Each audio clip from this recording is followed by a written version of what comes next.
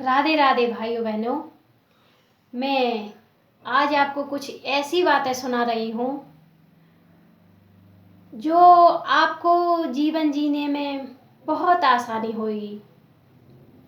जीवन का नाम है संघर्ष। जीवन का दूसरा नाम संघर्ष है। इसको बड़ी आसानी से जीने का तरीका तो केवल भक्ति ही है। भगवान का भजन करना, करवाना, स्मरण करना, करवाना, दर्शन करना, करवाना, खुद भी करें और दूसरों से करवाएं।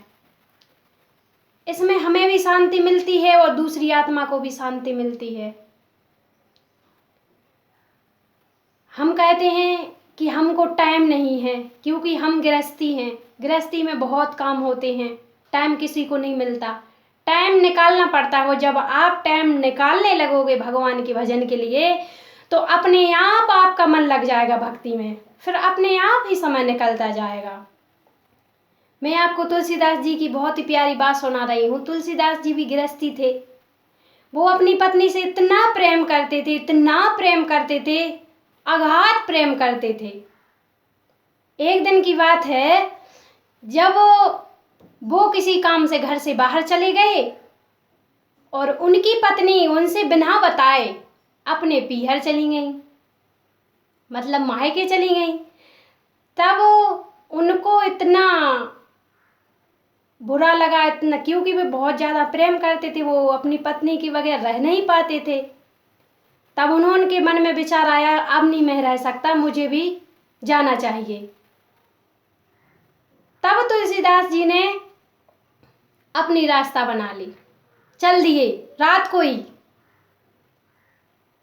पानी बरस रहा है, बहुत तेज हवा चल रही है, फिर भी तुलसीदास जी के प्रेम ने उनको आगे जाने के लिए मजबूर कर दिया। गए, नदी मिली। नदी में एक मुर्दा बह रहा था तो उस पर बैठकर उस पार हो गए, पहुंच गए। बरसात का समय था, पहुंच गए। अब आगे क्या हुआ, वहां तक पहुंच गए। फिर उन्होंने देखा कि एक बहुत सर्प था, वो उनकी खिड़की से नीचे लटका हुआ था। तो सर्प को पकड़कर तुलसीदास जी खिड़की से उसके घर में पहुंच गए, उनके पास पहुंचे। तब उनकी पत्नी ने देखा कि हमारे पति को ये भी नहीं दिखा कि सर्प चढ़कर सर्प को पकड़कर जी हमारे अंदर आ गए हैं।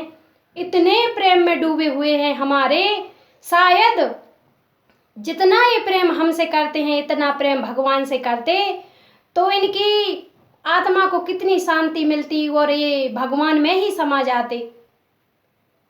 तब तुलसीदास जी ने, उनकी पत्नी ने उनको समझाया कि हे स्वामी, इतना प्रेम आप ये हाड़ मास के इस पुतले से करते हो, इस देह से करते हो, इतना प्रेम आप भगवान से करो तो इसमें कुछ मिल ही जाएगा। इस हाड़ मास से क्या मिलेगा आपको? कुछ नहीं मिलेगा।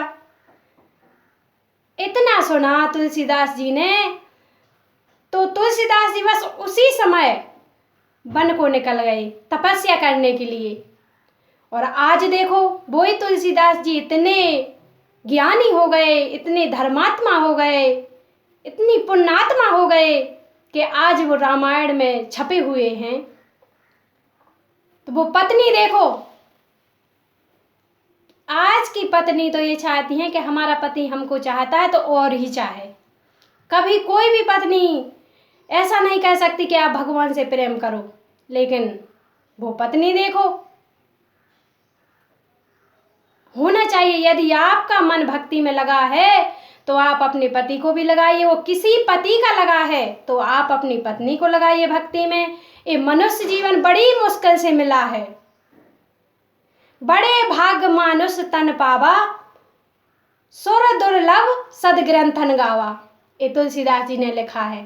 कितनी अच्छी बात लिखी है। इसलिए हमें मन को भक्ति में लगाना चाहिए और हमें दूसरों को भी यही प्रेरणा देना चाहिए कि भक्ति करो, भगवान के लिए कुछ समय निकालो। इसी बात को मैं कहने के लिए आज आपके सामने आई थी। मुझे ये बात बहुत अच्छी लगी, इसलिए मैंने आप तक ये बात पहुंचाई है। यदि आपको यह हमारी बात अच्छी लगी हो तो हमें आशीर्वाद दीजिए कि हम इसी तरह आगे जाएं। और राधे राधे, जय श्री कृष्णा, राम राम।